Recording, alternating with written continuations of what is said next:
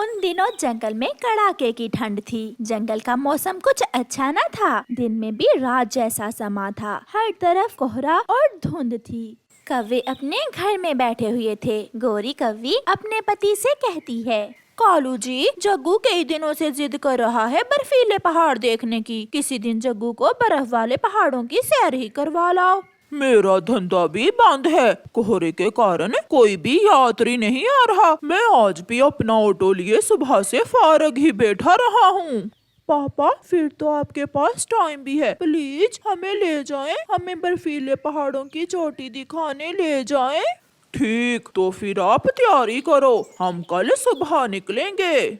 जग्गू खुशी खुशी अपने घर से निकलता है। वो अपने दोस्तों को बताने जाता है। जंगल में कोहरा धुएं की तरह फैला हुआ था। तेज तो क्या, आहिस्ता उड़ना भी बहुत मुश्किल था।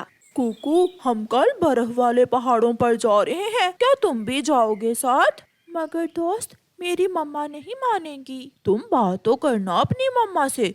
थोड़ा नाटक करना, थोड़ा रो लेना, हो सकता है तुम्हारी मम्मा मान जाए। देखूंगा, अगर मम्मा मान गई तो फिर मैं भी आपके साथ जाऊंगा। रात को कुक्कू अपनी मम्मा से बात करता है। मम्मा, प्लीज मेरी एक बात मान ले। बताओ बेटा, क्या बात है? मामा, जग्गू अपने पापा के साथ बर्फ वाले पहाड़ देखने जा रहा है। मैं भी उनके साथ चला जाऊं? नहीं बेटा, ऐसे मौसम में कहीं भी आने जाने से परहेज करते हैं। टीवी पर हर समय यही खबर चल रही है। फिर कुक्कू की मम्मा टीवी ऑन करती है। जंगल के तमाम पक्षियों को बताया जाता है कि जंगल में हर तरफ कोहरा है, लिहाजा ऐसे मौसम में गैर जरूरी सफर से परहेज करें। शुक्रिया। सुन लिया बेटा आपने अपने कानों से। ऐसे मौसम में गैर जरूरी सफर से बचते हैं। ठीक है मम्मा, जैसी आपकी इच्छा। फिर दूसरे दिन कालू कौवा, उसकी पत्नी गोरी कौवी और उनका बेटा बर्फीले पहाड़ देखने की यात्रा पर जाने के लिए तैयार थे। चिड़िया उनके घर आती है। गोरी, टीवी पर खबर चल रही है कि इन दिनों किसी भी सफर पर ना जाएं। और मुझे कुकू ने बताया है कि आप बर्फ वाले पहाड़ों पर जा रहे हैं। चिड़िया, कुछ नहीं होता, मेरा जग्गू जिद कर रहा था। आंटी चिड़िया, आप जाएं यहाँ से। पापा आ गए तो आप उनसे कोई बात ना करना। बेटा, मैं तो आपको सावधान करने आई थी। कर दिया तो अब जाओ, हमें अपने अच्छे बुरे का पता है। चिड़िया चुप करके चली जाती है। चाचा जी, 300 का पेट्रोल डाल दें। कालू, टैंकी फुल करवा कर कहाँ जा रहे हो? चाचा जी, हम सब आज बर्फीले पहाड़ों पर जा रहे हैं। मगर टीवी पर चल रहा है कि इन दिनों गैर जरूरी सफर पर ना जाएं। टीवी वाले झूठ बोलते हैं, कुछ भी नहीं होता। मेरा अपना ऑटो है, हम ध्यान से चले जाएंगे।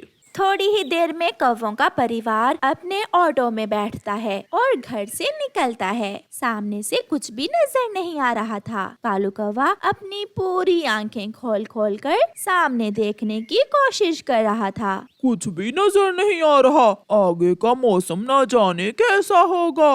आगे मौसम ठीक ही होगा, तुम आहिस्ता चलाओ ऑटो। अचानक उनका ऑटो एक पेड़ से टकराता है और बहुत मुश्किल से इधर उधर होता हुआ गिरने से बच जाता है। कालू, ध्यान से चलाओ, क्या हुआ है? मुझे पता ही नहीं चला कि सामने पेड़ है। अपने जंगल से निकलकर जब कौवे बड़े रास्ते पर जाते हैं तो उन्हें एक पुलिस वाला रोक लेता है। कौवो, तुमने टीवी पर नहीं सुना कि ऐसे मौसम में घर में रहना सुरक्षित है? क्या कोई जरूरी काम है?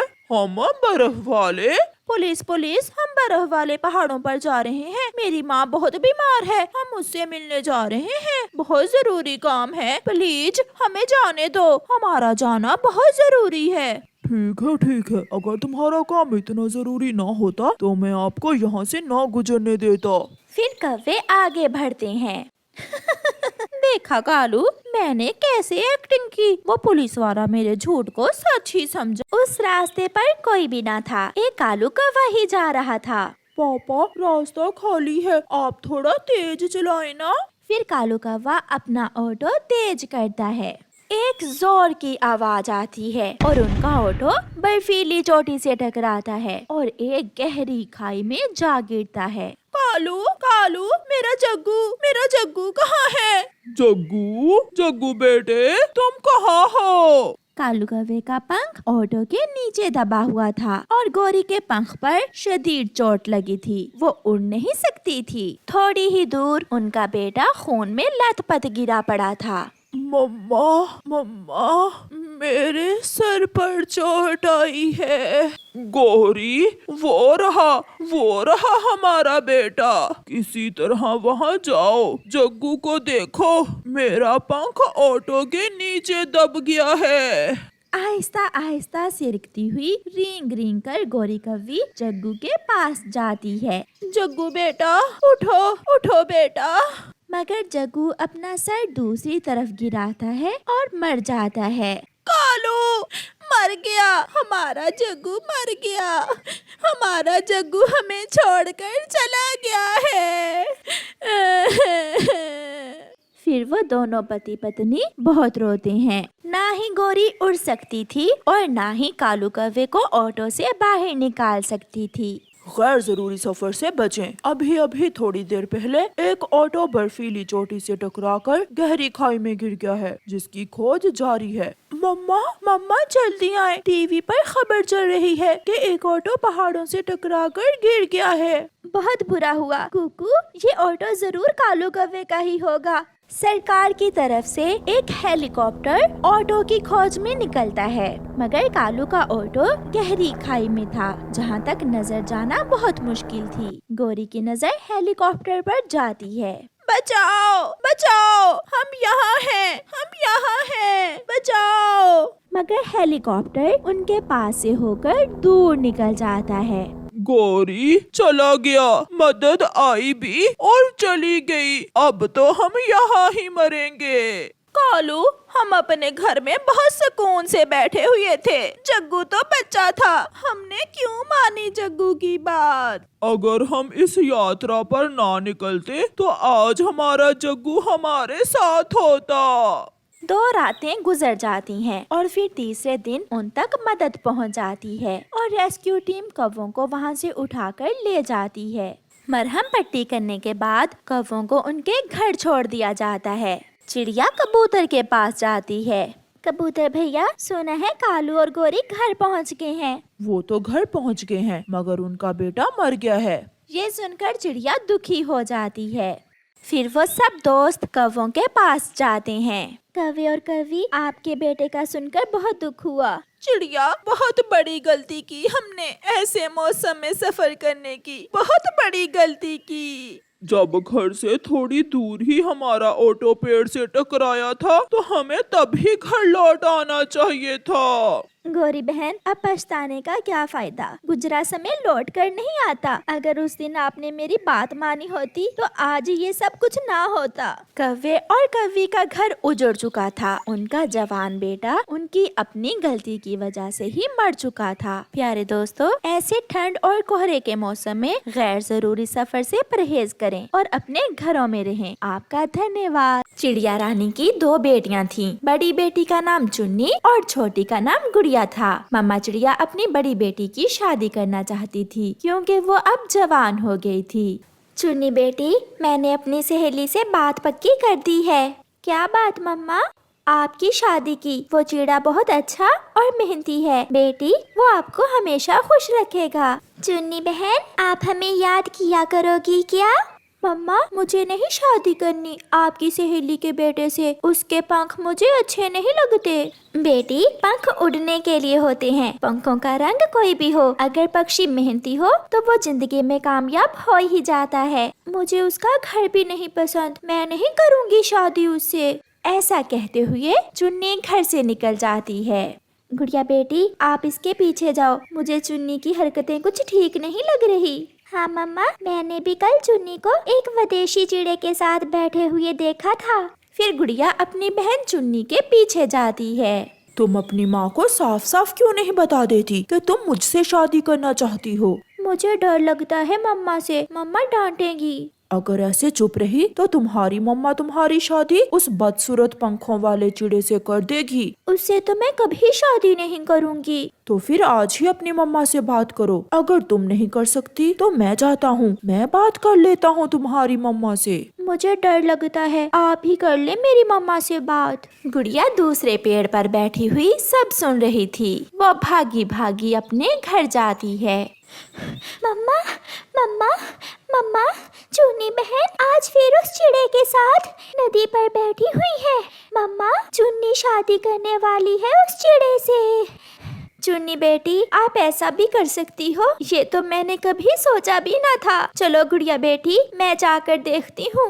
फिर गुड़िया और उसकी मम्मा नदी पर जाती हैं। चुन्नी चलो घर चलो, ऐसे आवारा पक्षियों से बात नहीं करते। मम्मा, आप चुलबुले को आवारा तो ना कहें, हम पसंद करते हैं एक दूसरे को। आप बड़ी हैं इसलिए लिहाज कर रहा हूँ आपका। अगर किसी और ने मुझे आवारा कहा होता तो मैं पंख तोड़ देता उसके। तमीज से बात करें आप मेरी मम्मा से। गुड़िया, मम्मा भी तो उल्टी बात कर रही हैं। चुन्नी, अब तुम्हें फैसला करना होगा, या अभी मेरे साथ जाना होगा या अपनी मम्मा के साथ। चुन्नी बेटी, इसकी बातों पर ध्यान न दो। ऐसे पक्षी दूसरों की जिंदगी पर बात करके छोड़कर चले जाते हैं। मम्मा, जिंदगी मेरी ही है ना, हो लेने दे बर्बाद। मैं चुलबुले के बिना नहीं रह सकती। चले चुन्नी, मैं इस बुढ़िया की और बातें नहीं सुन सकता। चुन्नी बहन, अपनी मम्मा की इतनी बेइज्जती, ये सब तुम्हारी वजह से हो रहा है। मम्मा ने क्या क्या नहीं किया हमारे लिए। सब करते हैं, अपने बच्चों के लिए सब करते हैं। फिर थोड़ा सोचने के बाद चुन्नी चुलबुले के साथ उड़ जाती है और उसकी मम्मा की भीगी आंखें अपनी बेटी को देखती ही रह जाती हैं। मम्मा चुप कर जाएं, मैं हूँ ना। मम्मा चलें, घर चलें। आप यही समझें कि आपकी एक ही बेटी है। गुड़िया बेटी, चुन्नी बड़ी थी, मैंने बहुत लाड प्यार से उसे बड़ा किया और उसने मुझे ये सिला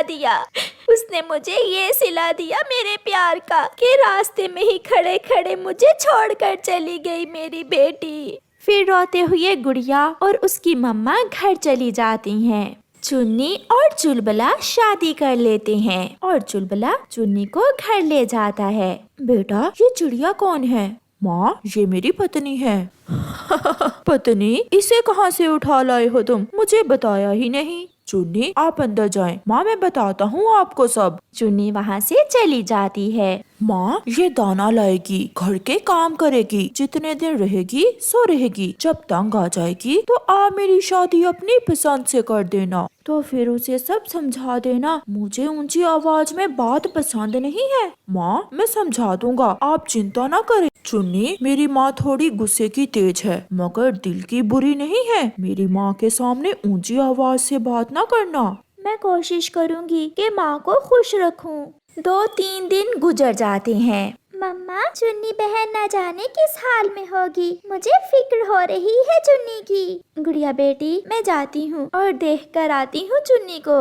वो तो माँ थी, संतान जो भी करे, एक माँ अपने बच्चों से नाराज कैसे हो सकती है। इसलिए मम्मा चिड़िया अपनी बेटी चुन्नी को देखने उसके घर जाती है। मम्मा, मुझे मालूम था, आप मुझे माफ कर देंगी। ऐसा कहते हुए चुन्नी अपनी मम्मा के गले लग जाती है।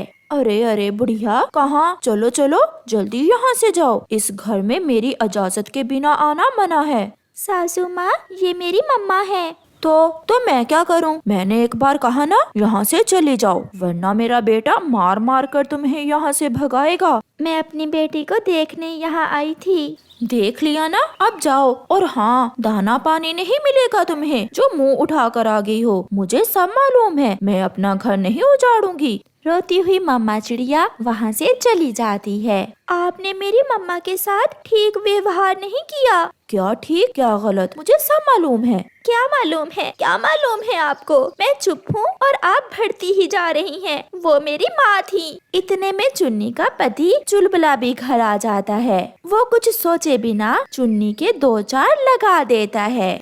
आज तक मेरी माँ से किसी ने ऊंची आवाज में बात नहीं की, और तुम? आपने मुझे मारा। तो और क्या प्यार करूं? तुम मेरी माँ से लड़ो और मैं तुम्हें प्यार करूं। तुम तुम्हारी मम्मा ने मेरी मम्मा की बेइज्जती करके घर से निकाला है। बहू रानी, वो तुम्हें मिलने नहीं बल्कि अपना पेट भरने आई थी यहाँ। छोड़े माँ इसे, जो अपनी माँ की ना बनी वो तुम्हारी कहाँ बनेगी। ये बात सुनकर चुन्नी का शरीर कांपने लग जाता है। वो घर से बाहर निकल जाती है।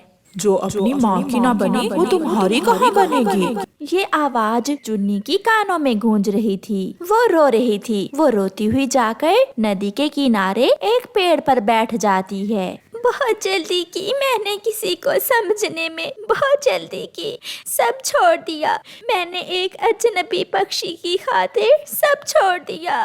घर, माँ और अपनी बहन को। मैं बहुत बुरी हूँ, बहुत बुरी हूँ मैं। ऐसा सोचकर चुन्नी नदी में छलांग लगाने ही वाली थी कि पीछे से आकर उसकी मम्मा उसे पकड़ लेती है। अगर इतने दुख दोगी तो कैसे जिंदा रहेगी आपकी मम्मा। चलो बेटी, घर चलो, गुड़िया आपका इंतजार कर रही है। मम्मा, मम्मा मैं बहुत बुरी हूँ, मुझे जीने का कोई अधिकार नहीं है। चुन्नी रोते हुए अपनी मम्मा के गले लग जाती है। अगर सुबह का भूला हुआ शाम को घर लौट आए तो उसे भूला नहीं कहते। मैं माँ हूँ आपकी, जो हुआ उसे भूल जाओ और एक नए जीवन की शुरुआत करो सच्चे रिश्तों के साथ। फिर चुन्नी रोती हुई अपनी मम्मा के साथ घर चली जाती है। प्यारे दोस्तों, इस कहानी से हमें सीख मिलती है कि माँ बाप से बढ़कर इस दुनिया में कोई रिश्ता नहीं है। इसलिए अपनी जिंदगी के अहम फैसले अपने मम्मा पापा की मर्जी से करें। आपका धन्यवाद।